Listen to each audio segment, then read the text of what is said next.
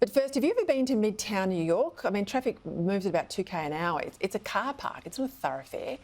So it's hard to imagine a car chase there unless you're Harry and Meghan and you're chasing headlines, perhaps.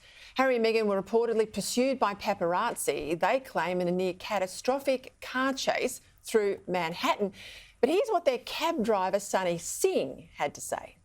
I think that's all, exaggerated and stuff like that, so don't read too much into that. New York City is the safest place to be, right? And there's police stations, there's cops on every corner, so there's no need to be afraid in New York.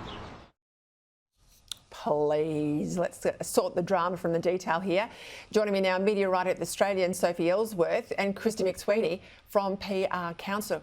Now, ladies, Sophie, I'll start with you. I reckon this is a PR grab from these two. Waning popularity, got to do something.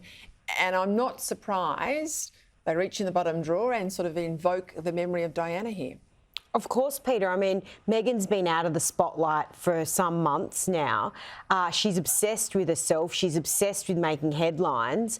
And what a great way to do it. Now, there were no collisions. There was no reports to police. And as we heard from the cab driver, there was no concern. So I smell a rat here, Peter, and I think it's hugely exaggerated. But look, this is their style. It's all woe is me. They're always the victims. Mm-hmm. And here they are trying to grab headlines yet again, when Wills and Kate are always grabbing headlines for all the right reasons. The interesting thing too, right, Harry's spent, right? Spare books come out, laughed at, ridiculed. He's no longer a soldier, he's no longer a royal. So it's like the brand's investing all their energy in remaking Meghan as some sort of Joan of Arc feminist, Michelle Obama type. Can they succeed? Well, I read that she was given an award by Gloria Steinem on the weekend. I think it was that very gala, actually. I don't think they can succeed. People are going to be very sick of Harry and Meghan very soon. And Harry's popularity in the United States is going to wane and wane and wane, as is hers as a B-grade actress. Talk to me about AI. We've talked about automation and blue-collar jobs, but AI is coming after white-collar jobs. And I guess there's more and more experts now entering the frame. There was people out today saying 46% of Australians are worried they'll lose their job to AI. But there's talk it could be used to rig elections and everything else, Sophie.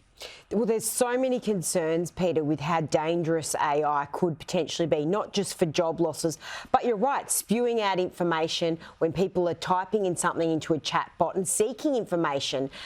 For instance, who should I vote for? Why should I vote for this person? There's a lot of worry around this. There's particularly a lot of worry in our industry.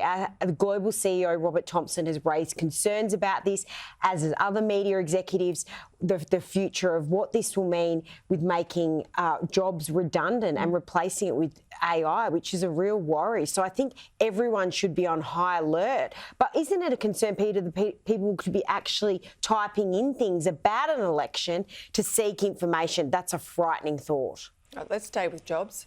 Listen to this. This is Jez Hayward on Ben Fordham yesterday. Job seeker, been on the dole for 6 years, says he can't find work. Have a listen. I am looking for a job.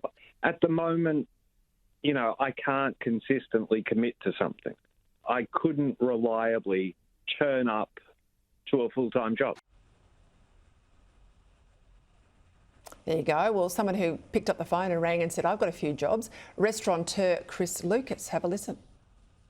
We've got over 150 full-time and part-time jobs that are currently vacant in Melbourne, and we've got about 30 that are vacant in Sydney. So we've got plenty of opportunities for anyone that wants to pull their finger out and get on with life and get a real job.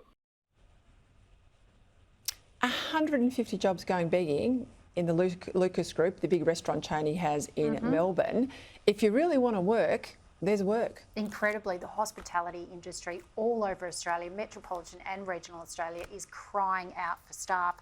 There's 500,000 job vacancies in Australia, yet this guy says he can't commit to anything full-time. I don't know his background. I don't know whether he's a carer or has other responsibilities. He runs the unemployment union. Great. For the people on the dole. He could happily commit to a full-time job, couldn't he? He just won't be the president of the unemployed union, I suppose, if he's employed. Exactly. But he'll still get a job in a Labor MP's office somewhere. Probably will. They'll pay him to stay home.